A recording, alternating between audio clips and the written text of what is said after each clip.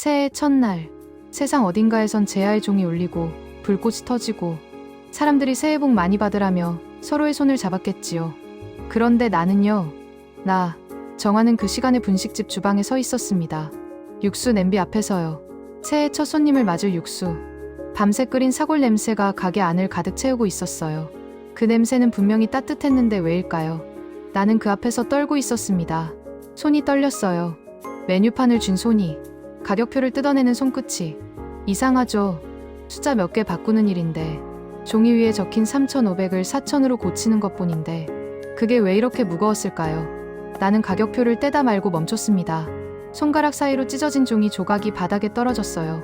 그 조각이 눈에 들어오는 순간 문득 옛날 일이 떠올랐습니다. 10년 전이었을 거예요. 첫 번째 가게를 접던 날. 그때도 나는 이렇게 가격표를 뜯고 있었어요. 아니, 그땐 뜯은 게 아니라 짓밟았죠.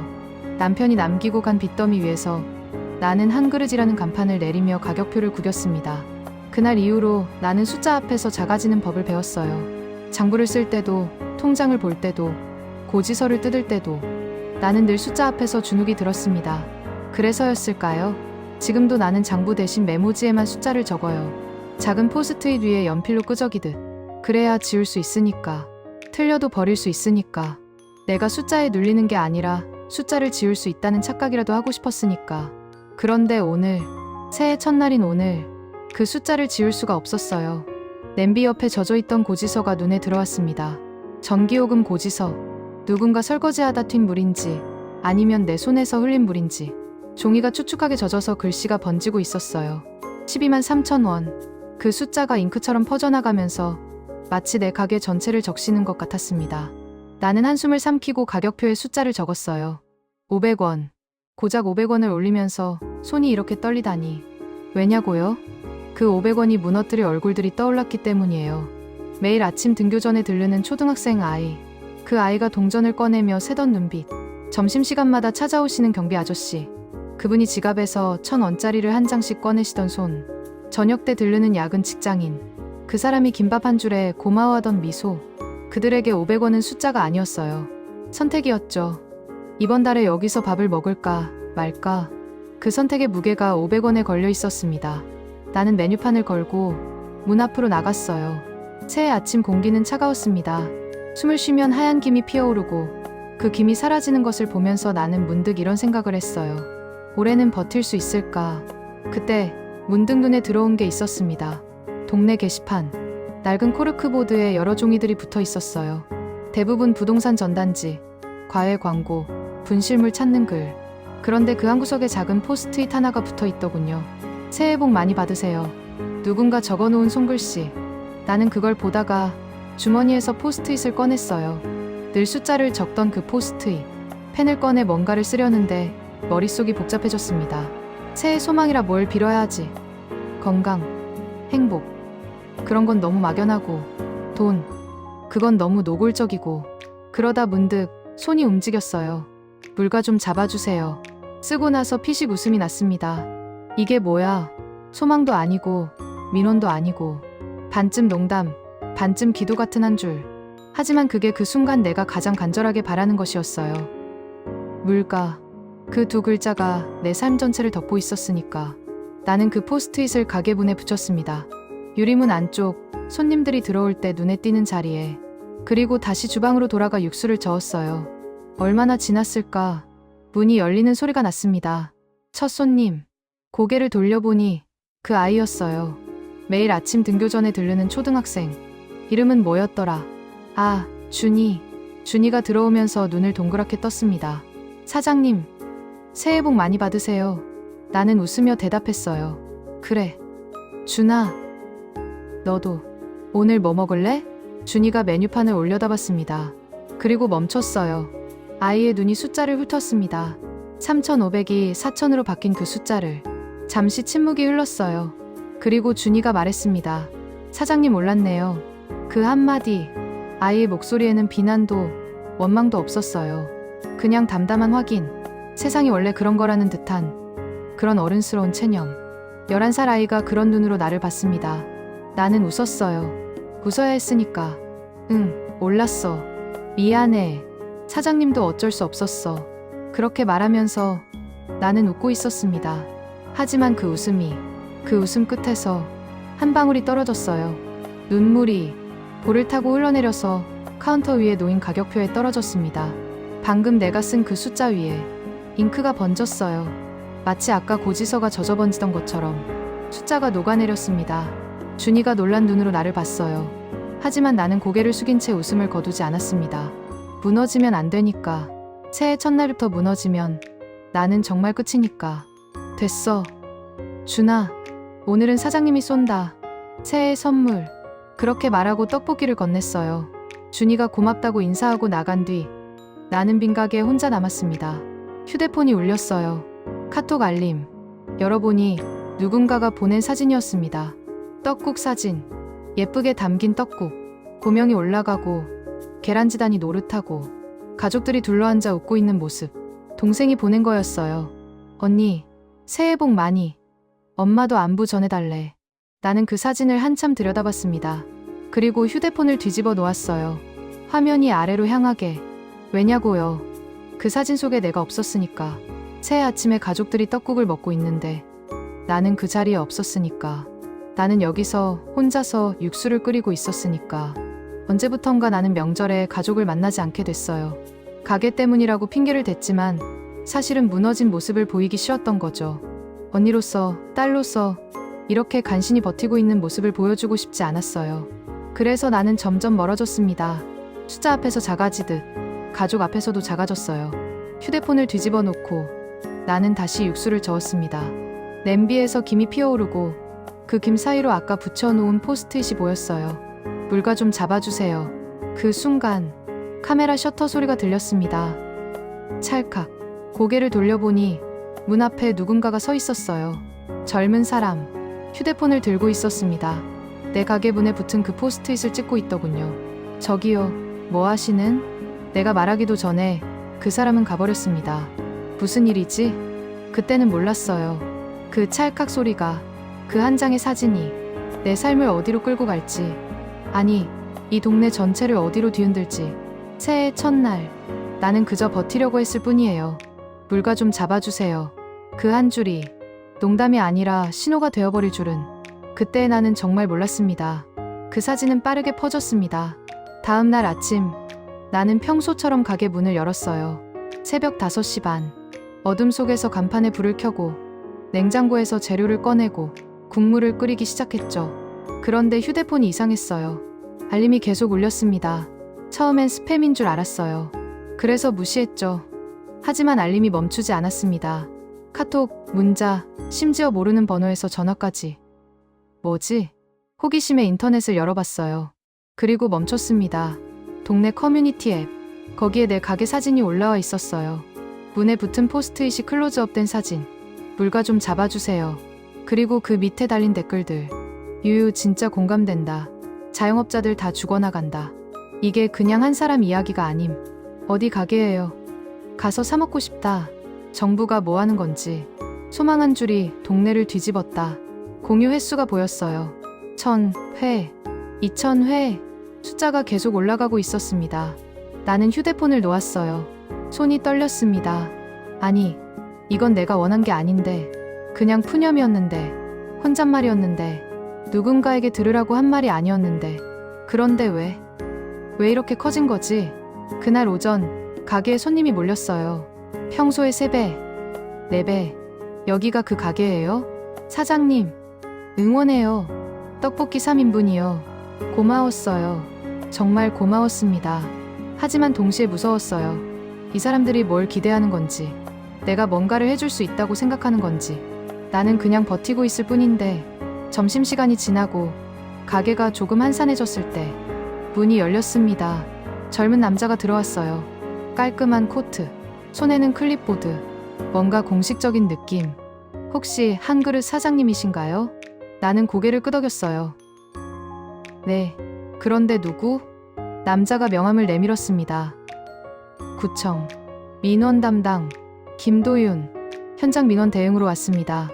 요즘 온라인에서 이슈가 되셔서. 나는 명함을 받아들며 글을 올려다봤어요.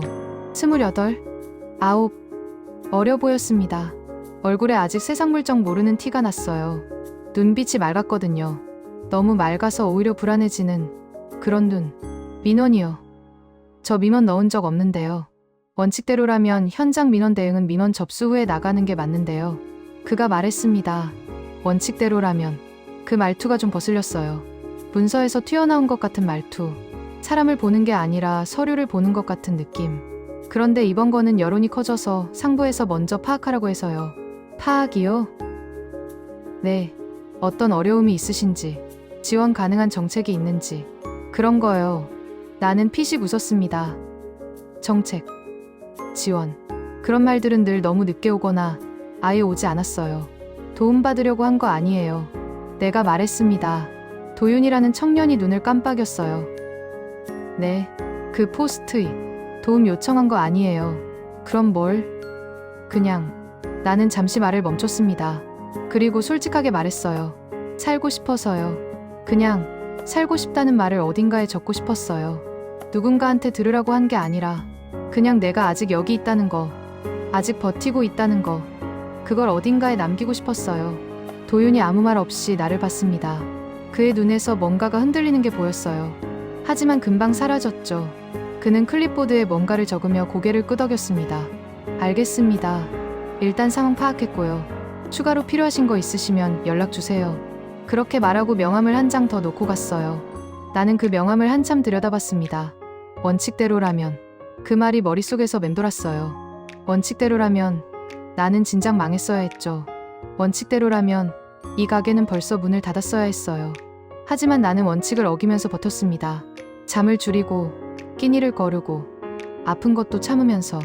그게 내 원칙이었어요. 다음 날 아침에 가게 문을 열렸는데 문 앞에 뭔가가 놓여 있었습니다.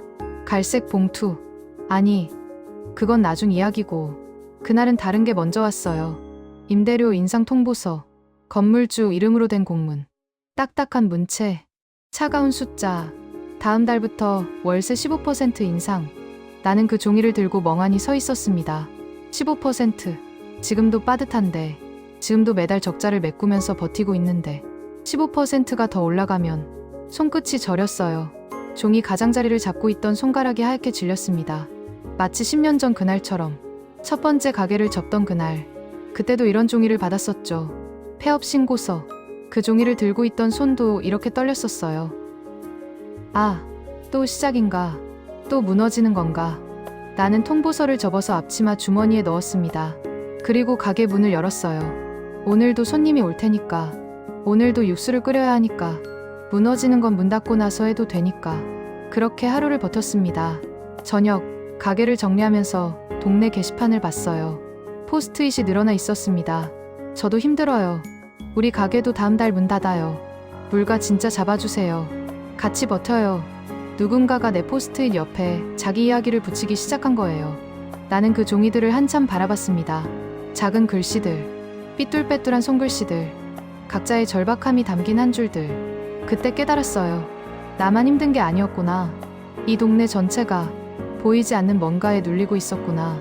하지만 그 뭔가가 뭔지는 아직 몰랐습니다. 절망은 한꺼번에 오지 않았어요. 천천히, 조금씩, 여러 방향에서 다가왔습니다. 마치 물이 스며들듯이. 첫 번째는 문자였어요. 거래처에서 온 납품가 인상 통보. 원자재 가격 상승으로 인해 다음 달부터 단가 조정. 두 번째는 이메일이었습니다. 배달앱 수수료 인상 공지.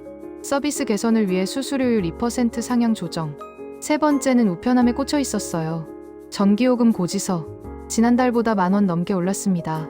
나는 카운터에 앉아서 그 종이들을 펼쳐놓았어요. 납품가 인상, 수수료 인상, 전기요금 인상, 임대료 인상. 사방에서 조여오는 느낌. 숨을 쉴 수가 없었습니다. 물가라는 말. 그 두 글자가 내 삶 전체를 덮어버리는 것 같았어요. 물가. 물가. 뉴스에서 그 말을 들을 때마다 나는 생각했습니다. 그게 대체 뭐길래? 왜 내 월급은 그대로인데? 왜 내 매출은 그대로인데? 왜 모든 건 다 오르는 걸까? 그런데 이제 알겠더군요. 물가는 가격이 아니었어요. 물가는 압력이었습니다. 보이지 않는 곳에서 밀려오는 무게. 버티고 있는 사람을 천천히 무너뜨리는 힘. 그날 오후 가게에 단골들이 모였어요. 준이 엄마, 경비 아저씨, 옆 건물 미용실 사장님, 그리고 준이가 말했습니다. 사장님, 저 오늘부터 배달 안 시켜요. 왜? 여기서 먹을 거예요. 매일. 준이 엄마가 옆에서 웃었어요. 이 녀석이 그러더라고요. 앱으로 시키면 수수료 나가잖아요. 그래서 걸어와서 먹겠대요. 나는 준이를 바라봤습니다. 11살 아이가 그걸 알고 있었어요. 배달앱 수수료가 누구 주머니에서 나가는지. 아이들은 다 알고 있었습니다. 어른들이 숨기려 해도 고마워. 준아, 내가 말했어요. 준이가 고개를 끄덕이며 떡볶이를 먹기 시작했습니다. 그때 경비 아저씨가 말했어요. 사장님, 우리도 여기서 먹을게요. 앞으로는. 미용실 사장님도 고개를 끄덕였습니다. 그래요.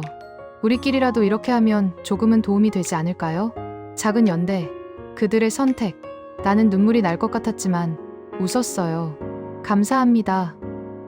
정말 그 순간만은 따뜻했습니다.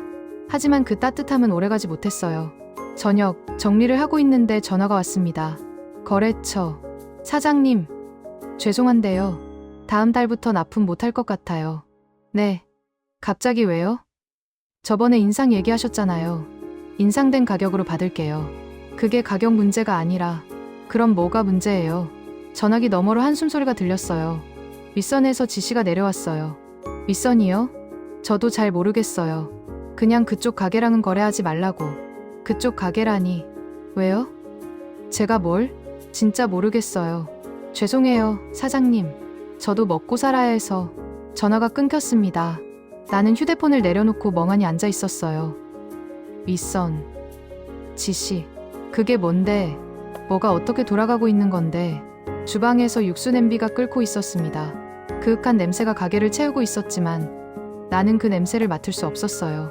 불길한 빈자리만 느껴졌습니다. 다음 날 나는 옆 가게 사장님을 찾아갔어요. 철물점 사장, 김 사장님, 60대 아저씨. 이 동네에서 30년 넘게 장사하신 분. 사장님, 혹시 이상한 거 없으세요? 김 사장님이 고개를 갸웃했어요. 이상한 거? 거래처에서 갑자기 연락 끊기거나 누가 압력 넣는다거나. 그러자 김 사장님의 눈빛이 변했습니다.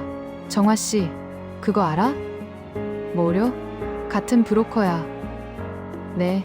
이 동네 납품, 임대, 유통 다 같은 놈들이 돌리고 있어. 나는 숨을 멈췄어요. 같은 브로커요? 여기만 그런 게 아니야. 옆 동네도, 그 옆 동네도. 어디서 들어온 놈들인지 모르겠는데 몇 년 전부터 하나둘씩 상권을 쥐기 시작했어. 그게 무슨... 나도 자세히는 몰라. 근데 느낌 있잖아. 뭔가 이상하게 돌아가는 느낌. 다들 입 다물고 있지만 김 사장님이 목소리를 낮췄어요. 정화씨, 조심해.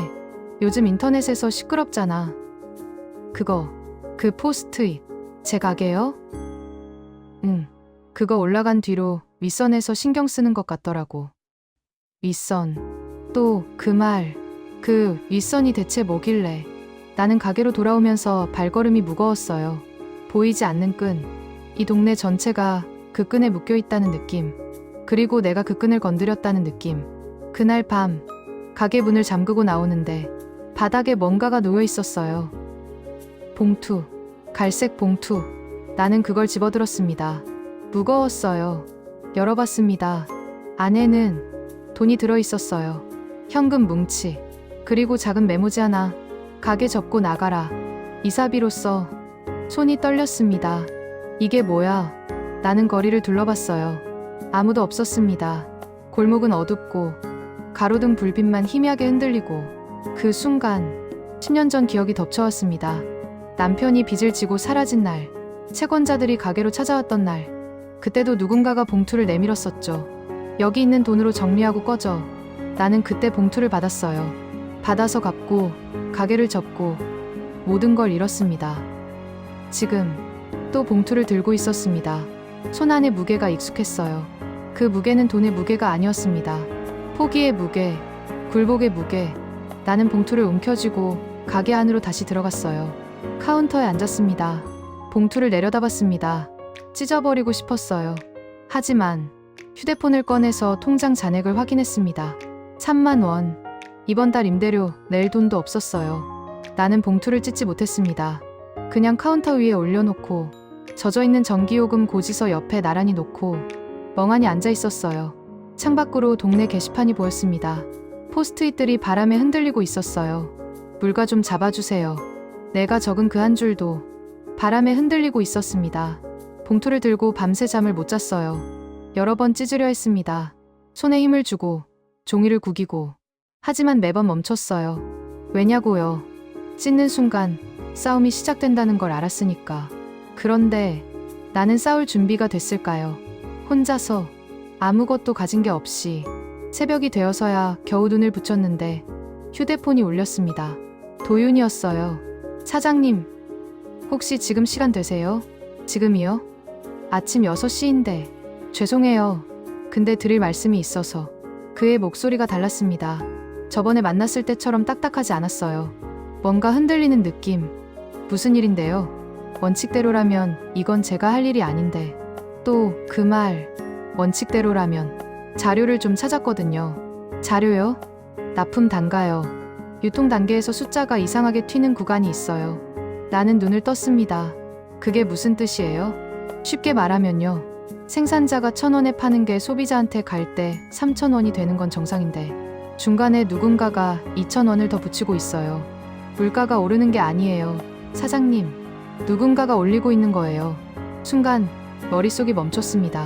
물가가 오르는 게 아니라 누군가가 올리고 있다. 그 말이 맴돌았어요. 제가 가도 될까요? 도윤이 물었습니다. 나는 봉투를 내려다봤습니다. 카운터 위에 그대로 놓여있는 갈색 봉투, 그 안에 든 돈, 그리고 그 밑에 깔린 메모. 가게 접고 나가라. 와요. 내가 말했습니다. 보여드릴 게 있어요. 1시간 뒤 도윤이 가게에 들어왔습니다. 나는 봉투를 그에게 보여줬어요. 도윤의 얼굴이 굳었습니다. 이게 어디서 온 거예요? 몰라요. 그냥 문 앞에 놓여 있었어요. 도윤이 봉투 안을 들여다봤습니다.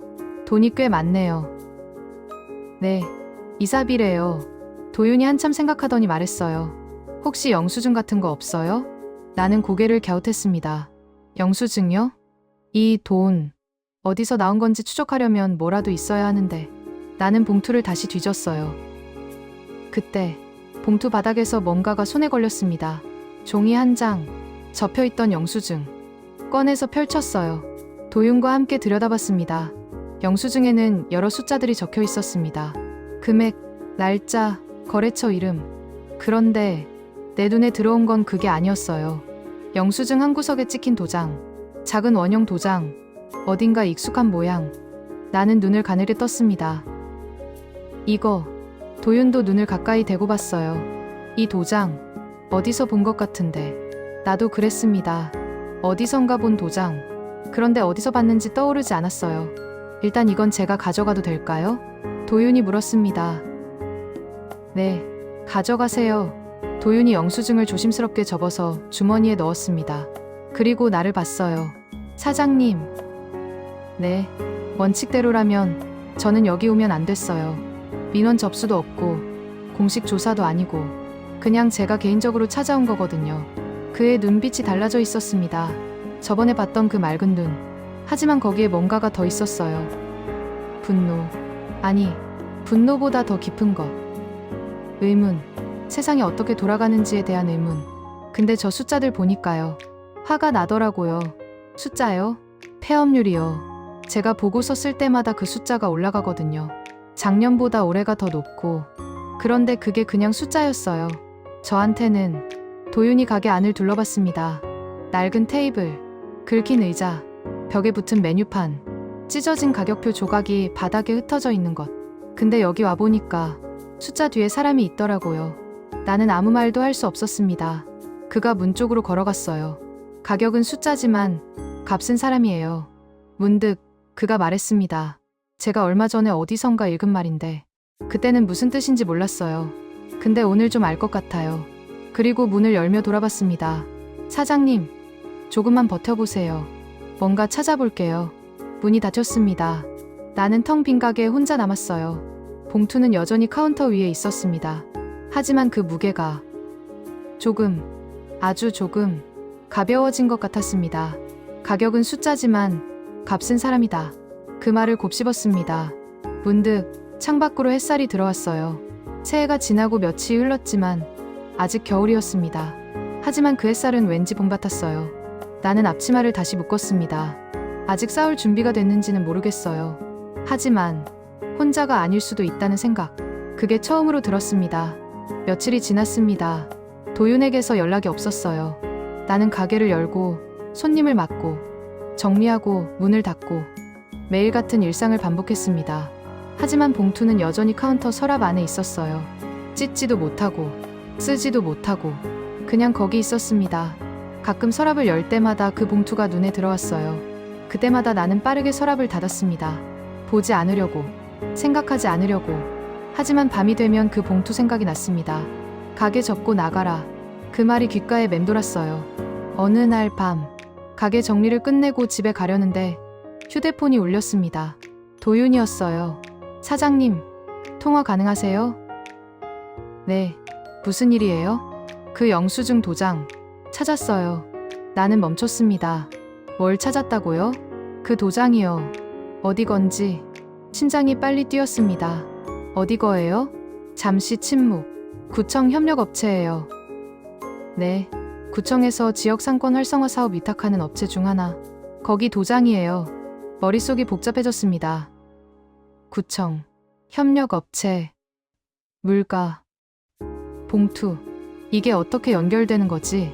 무슨 뜻이에요? 구청이 이걸 보낸 거예요? 아니요. 그건 아닌 것 같고. 근데 도윤이 말을 멈췄어요. 뭔가 이상해요. 제가 결제 라인을 확인해봤거든요. 상권 관련 민원들. 이상하게 보류가 많아요. 보류요? 네. 처리되지 않고 계속 보류되는 건들. 다 비슷한 지역이에요. 여기 포함해서. 나는 가게 안을 둘러봤습니다. 어두운 가게, 꺼진 불, 식어가는 냄비. 그게 무슨 뜻인지 저도 아직 확실하진 않아요. 근데 느낌이 이상해요. 원칙대로라면 이런 식으로 보류되면 안 되거든요. 원칙대로라면 또 그 말. 하지만 이번엔 그 말이 다르게 들렸어요. 그가 원칙을 말하는 건 뭔가 원칙을 어기는 일이 있다는 뜻이었습니다. 좀 더 알아볼게요. 근데 사장님. 네, 조심하세요. 이거 단순한 게 아닌 것 같아요. 전화가 끊겼습니다. 나는 한참 서 있었어요. 조심하라. 무엇을 조심하라는 걸까? 다음 날 가게에 손님이 왔습니다. 준이었어요. 사장님, 떡볶이요. 나는 웃으며 떡볶이를 담았습니다.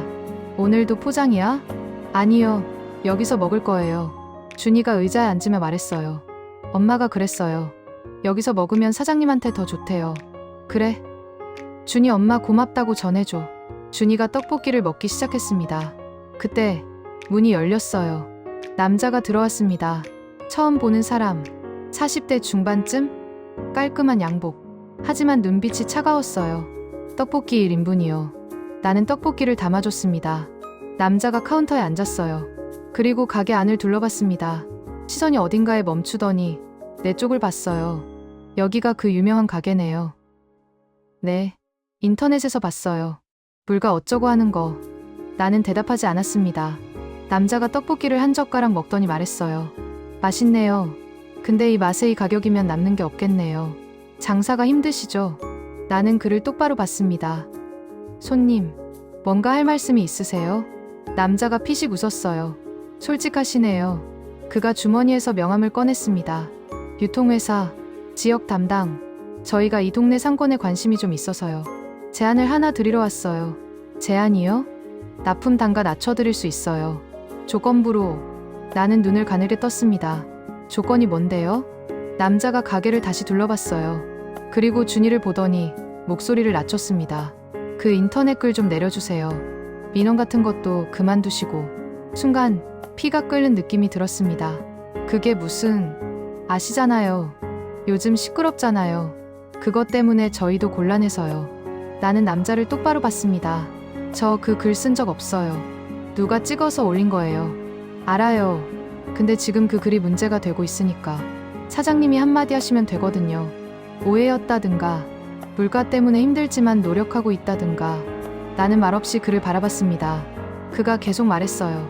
그러면 저희가 도와드릴게요. 납품 단가도 낮추고 임대료 문제도 조정해드릴 수 있어요. 임대료까지요?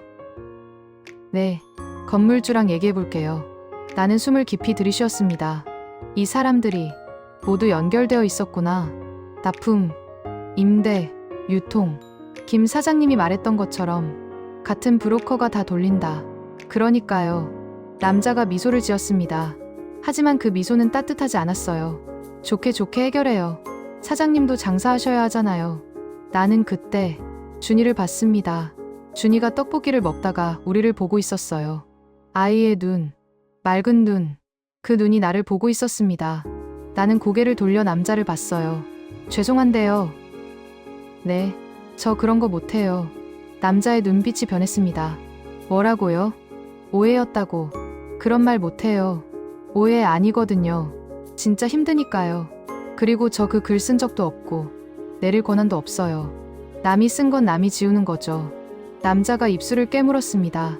사장님, 좋게 말할 때 들으세요. 좋게 들었어요. 근데 답은 아니에요. 남자가 일어났습니다. 떡볶이는 반도 안 먹었어요. 후회하실 거예요. 그렇게 말하고 나갔습니다. 문이 닫혔습니다. 나는 한참 서 있었어요. 손이 떨렸습니다.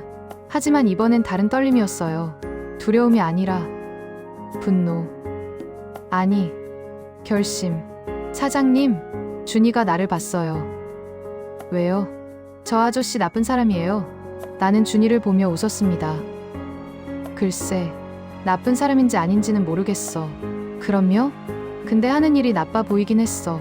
준이가 고개를 끄덕였습니다. 사장님, 힘내세요. 나는 준이의 머리를 쓰다듬었어요. 고마워. 그날 밤, 나는 서랍을 열었습니다. 봉투를 꺼냈어요. 한참 들여다봤습니다. 그리고 찢었습니다. 돈은 그대로 뒀어요. 하지만 메모지, 가게 접고 나가라. 그 종이를 찢었습니다. 조각조각 쓰레기통에 버렸습니다. 나는 접지 않기로 했어요. 혼자가 아니었습니다. 다음 날 나는 상인회 사람들을 찾아갔어요. 김 사장님네 철물점, 미용실 사장님, 과일가게 아주머니, 옷가게 언니 모두 모였습니다. 낡은 테이블 하나에 둘러앉아서 각자 들고 온 종이들을 펼쳤어요. 납품서, 임대료 인상 공문, 배달앱 정산서, 전기요금 고지서, 카드 수수료 명세서. 종이들이 테이블을 덮었습니다. 숫자들, 날짜들, 도장들. 이거 봐요. 과일가게 아주머니가 말했어요. 나도 지난달에 납품가 올랐거든. 근데 이상하게 같은 날이야. 정아 씨랑 나도요. 옷가게 언니도 고개를 끄덕였습니다. 같은 날 다 올랐어요. 우연이 아니었어요. 누군가가 일부러 맞춘 것처럼. 같은 날, 같은 비율, 같은 방식. 이거 장부로 만들면 어떨까요? 내가 말했습니다. 모두가 나를 봤어요. 장부요? 우리가 겪는 일들. 숫자로 정리하는 거예요. 언제, 얼마나, 어디서 올랐는지 다 모아서. 그게 뭔 소용이에요? 김 사장님이 물었습니다. 증거가 되잖아요. 나는 말했어요. 우리 하나하나는 그냥 물가 올랐다로 끝나지만 다 모으면 다르잖아요. 패턴이 보일 거예요. 누가, 어떻게, 왜 올리고 있는지. 잠시 침묵이 흘렀습니다. 미용실 사장님이 말했어요. 나 그거 해볼래요. 내 것도 다 가져올게. 과일가게 아주머니도 고개를 끄덕였습니다. 나도.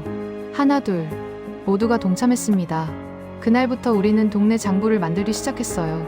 각자 가져온 서류들, 납품서, 정산서, 공문, 고지서 하나하나 날짜 순으로 정리하고 숫자를 표로 만들고 포스트잇에 메모를 적었습니다.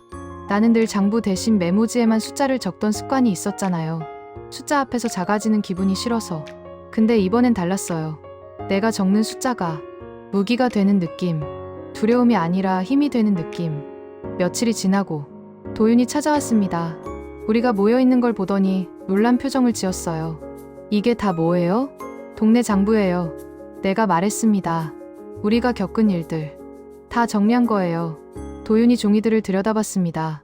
표정이 심각해졌어요. 이거 정말 다 같은 패턴이네요. 그렇죠? 같은 날짜, 같은 비율, 같은 방식. 우연이 아니에요. 도윤이 나를 봤습니다. 사장님, 저도 도와드려도 될까요? 나는 고개를 끄덕였습니다. 당연하죠. 그날부터 도윤도 함께 했어요. 저녁마다 가게에 와서 서류를 정리하고 숫자를 확인하고 그의 눈빛이 달라졌습니다. 처음 만났을 때의 그 맑은 눈, 거기에 무언가가 더해졌어요. 분노, 그리고 결심. 사장님, 어느 날 밤 도윤이 말했습니다. 제가 결제 라인 좀 더 파봤거든요. 뭐가 나왔어요? 이상해요. 상권 관련 민원들 계속 보류되고 있어요. 보류요? 네, 처리가 안 되고 그냥 쌓여 있어요. 근데 보류 결정 내리는 사람이 도윤이 말을 멈췄습니다. 누군데요? 제 상사예요. 나는 도윤을 봤습니다. 그의 얼굴이 어두웠어요. 상사가 왜? 모르겠어요. 근데 느낌이 이상해요. 뭔가 의도가 있는 것 같아요. 의도. 누군가의 의도가 이 동네를 조이고 있다. 다음 날 가게에 손님이 왔습니다. 준이 아버지였어요. 처음 봤어요. 준이가 매일 떡볶이를 먹으러 오면서 아버지 얘기는 한 번도 안 했거든요. 사장님이시죠? 준이 아버지가 물었습니다. 네. 근데 저 준이 아버지예요. 인사드리러 왔어요. 어색하게 웃는 얼굴. 하지만 눈빛이 편하지 않았어요. 우리 준이가 여기서 많이 신세지죠? 아니에요. 준이 착해요. 좋은 손님이에요. 잠시 침묵. 준이 아버지가 말했습니다. 저 유통회사에서 일해요. 나는 멈췄습니다. 유통회사. 그 남자. 명함을 내밀던 그 남자가 떠올랐어요. 혹시? 네, 그쪽이에요. 준이 아버지의 얼굴이 굳었습니다. 저도 뭔가 이상하다고 느꼈어요. 일하면서. 근데 말 못했어요. 가족 먹여 살려야 하니까. 그가 고개를 숙였습니다. 죄송해요. 저 같은 사람들이 그렇게 돌아가게 하는 거잖아요. 나는 아무 말도 할 수 없었습니다. 이 사람도 피해자였어요. 구조 안에서 살아남으려고 버티는 사람. 나와 다르지 않은 사람. 괜찮아요. 내가 말했습니다. 우리 다 그래요. 다 그렇게 살아요. 준이 아버지가 고개를 들었습니다. 고마워요, 사장님. 그가 나갔습니다. 나는 창밖을 봤어요. 동네 게시판. 포스트잇들이 바람에 흔들리고 있었습니다. 우리는 모두 같은 끈에 묶여 있었어요. 하지만 그 끈을 서로의 손으로 풀 수 있을지도. 며칠 뒤 도윤이 가게에 왔습니다. 얼굴이 창백했어요. 무슨 일이에요? 상사가요. 저한테 경고했어요. 경고요?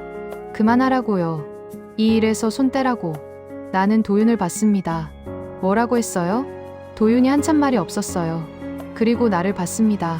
저 그만 안 둘 거예요. 그의 눈에서 저번에 본 그 흔들림이 사라져 있었습니다. 대신 결심이 있었어요. 원칙대로라면요, 사장님. 네, 원칙대로라면 저는 시키는 대로 해야 해요. 상사 말 듣고 조용히 일하고. 근데 원칙이 사람을 안 지키면요. 그게 무슨 원칙이에요? 나는 대답하지 못했습니다. 도윤이 말했어요. 저도 같이 할게요. 끝까지. 진실은 작은 조각들로 드러났습니다. 동네 장부, 도윤이 파낸 결제 기록, 봉투 속 영수증. 모든 게 한 곳을 가리키고 있었어요. 도윤이 테이블에 서류를 펼쳤습니다. 이거 보세요. 영수증. 봉투에서 나온 그 영수증. 도장이 찍힌 부분을 가리켰어요. 이 도장이요. 구청 협력업체 도장이에요. 그건 알아요. 근데 이 업체가요. 도윤이 다른 서류를 꺼냈습니다. 상권 재개발 사업 위탁업체이기도 해요. 나는 숨을 멈췄습니다. 상권 재개발요? 네. 이 동네요. 재개발 예정 구역에 포함돼 있어요. 근데 그게 공식 발표 전이에요. 아직 주민들 모르거든요. 근데 몇몇 사람들은 알고 있는 거예요. 미리 머릿속에서 퍼즐이 맞춰졌습니다. 납품가 인상, 임대료 인상, 거래처 끊김, 봉투, 가게 접고 나가라. 쫓아내려는 거예요. 내가 말했습니다. 우리를. 도윤이 고개를 끄덕였습니다. 재개발하면 땅값이 올라요. 근데 기존 상인들이 있으면 보상해줘야 하잖아요. 그러니까 미리 쫓아내는 거네요. 자기들끼리. 네, 물가 탓인 척 하면서 분노가 치밀었습니다. 물가. 그게 아니었어요. 물가가 오르는 게 아니라 누군가가 올리고 있었어요. 우리를 내쫓기 위해. 증거가 돼요? 이게? 내가 물었습니다. 도윤이 잠시 생각했어요. 완벽하진 않아요. 근데요? 공론화하면 달라질 수 있어요. 사람들이 알면. 상인회. 우리 모두가 모였습니다. 김 사장님이 말했어요. 기자 부르자. 얘기하자. 위험하지 않아요? 과일 가게 아주머니가 물었습니다. 위험해도요. 김 사장님이 말했어요. 그냥 쫓겨나는 거랑 싸우다 지는 거랑 뭐가 달라요? 나는 고개를 끄덕였습니다. 해요. 기자 간담회. 며칠 후 동네 작은 회의실. 기자들이 몇 명 왔습니다. 많지 않았어요. 지역 신문사 기자, 인터넷 매체 기자, 두어 명. 하지만 우리는 거기 서 있었습니다. 나, 김 사장님, 미용실 사장님, 과일 가게 아주머니, 옷가게 언니, 그리고 뒤에 도윤이 서 있었어요. 내가 마이크를 잡았습니다. 저희는 이 동네 상인들이에요. 손이 떨렸습니다. 하지만 말했어요. 물가가 올랐다고들 하잖아요. 맞아요. 올랐어요. 근데요. 숨을 깊이 들이쉬었습니다. 물가가 오르는 게 아니에요. 누군가가 올리고 있어요. 서류를 내밀었습니다. 동네 장부. 이게 우리가 모은 증거예요. 같은 날, 같은 비율로 납품가가 올랐어요. 임대료도요. 우연이 아니에요. 카메라 플래시가 터졌습니다. 그리고 이거요. 영수증을 들었어요. 누군가가 우리한테 돈 봉투를 놓고 갔어요. 가게 접고 나가라면서요. 그 봉투에 이 영수증이 있었어요. 도장을 가리켰습니다. 이 도장이 구청 협력업체 도장이에요. 상권 재개발 사업 위탁업체. 웅성거리는 소리. 우리는 물가 때문에 힘든 게 아니에요. 쫓겨나고 있는 거예요. 누군가가 우리 땅을 원하니까. 목소리가 떨렸습니다. 하지만 말했어요. 이게 물가 폭등이 아니라 구조적 착취라는 걸 알아주세요. 간담회가 끝났습니다. 기자들이 질문을 쏟아냈고 우리는 하나하나 대답했어요. 도윤이 옆에서 서류를 설명해줬습니다. 끝나고 가게로 돌아왔어요. 문 앞에 종이가 붙어 있었습니다. 단전 예고서. 다음 주까지 전기요금 미납분을 내지 않으면 전기가 끊긴다.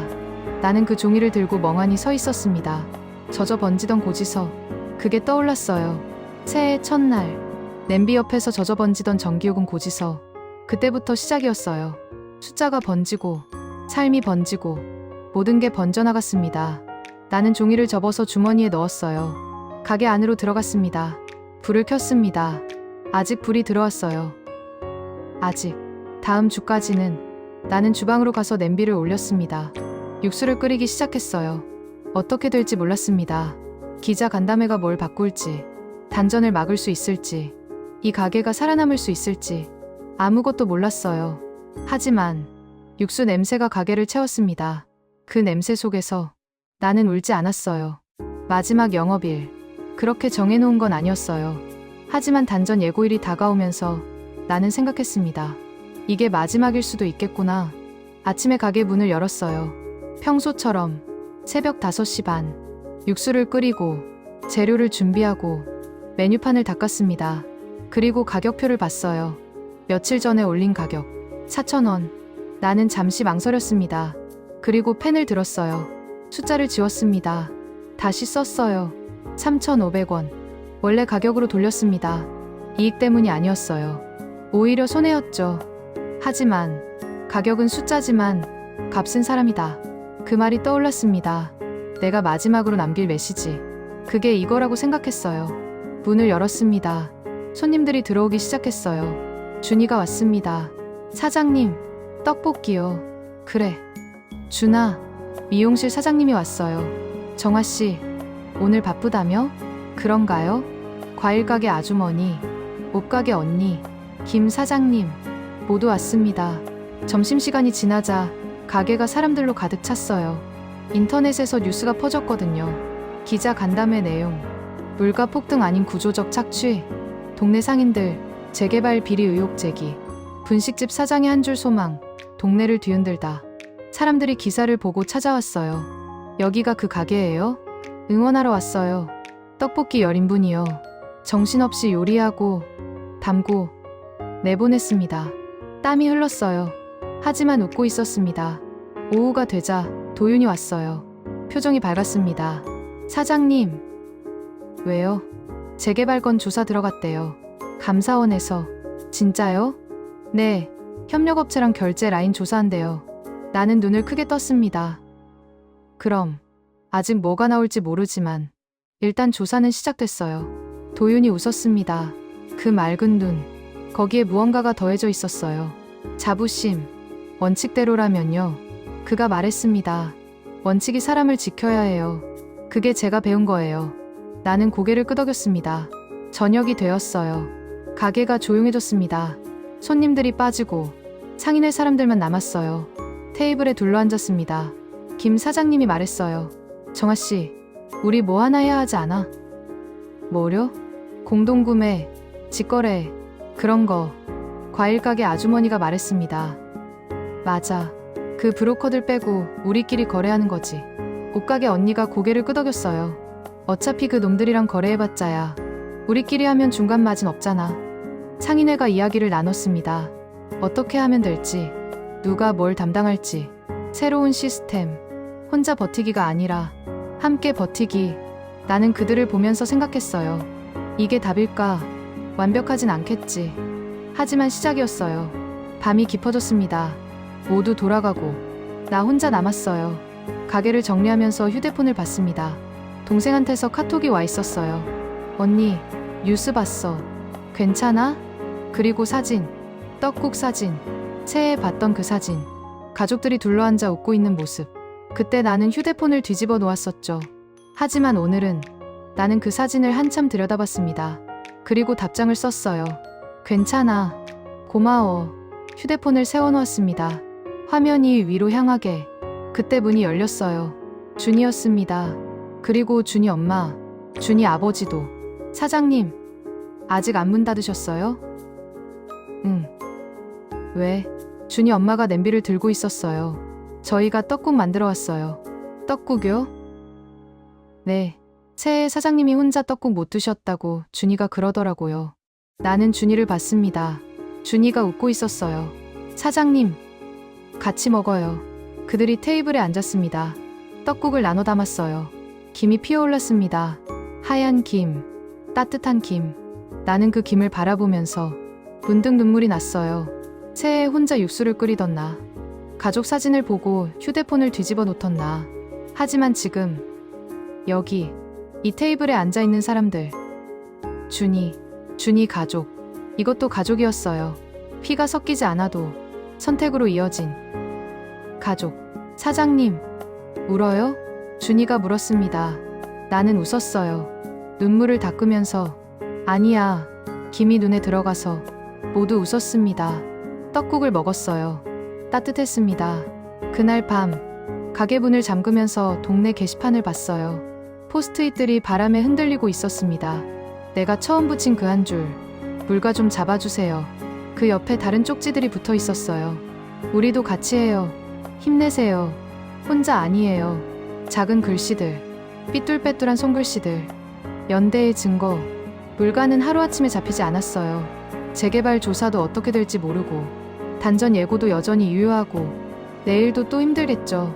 하지만 그날 동네는 처음으로 같은 질문을 하기 시작했습니다. 누가 물가를 올리는가? 가 아니라 어떻게 바꿀 것인가? 물가를 잡는 건 누군가의 손이 아니라 서로의 손이었습니다. 나는 가게 문을 닫으며 생각했어요. 새해 첫날 내가 적은 그 한 줄. 농담 반 기도 반이었던 그 소망. 그게 여기까지 데려왔구나. 혼자가 아니라 함께. 여기까지. 찢어진 가격표 조각들, 젖어 번진 고지서들, 그 모든 상처들이 결국 우리를 여기로 모았어요. 나는 하늘을 올려다봤습니다. 겨울 밤하늘, 별이 보였어요. 멀리서 누군가 새해 노래를 부르는 소리가 들렸습니다. 아, 맞다. 아직 정월이었구나. 새해는 끝나지 않았구나. 나는 걸음을 옮겼습니다. 집으로. 아니, 내일 다시 열 가게로. 그날 나는 배웠습니다. 가격은 숫자지만 값은 사람이라는 것을. 그리고 그 값을 혼자 지키는 게 아니라 서로가 지켜준다는 것을. 물가 좀 잡아주세요. 그 소망은 아직 끝나지 않았습니다.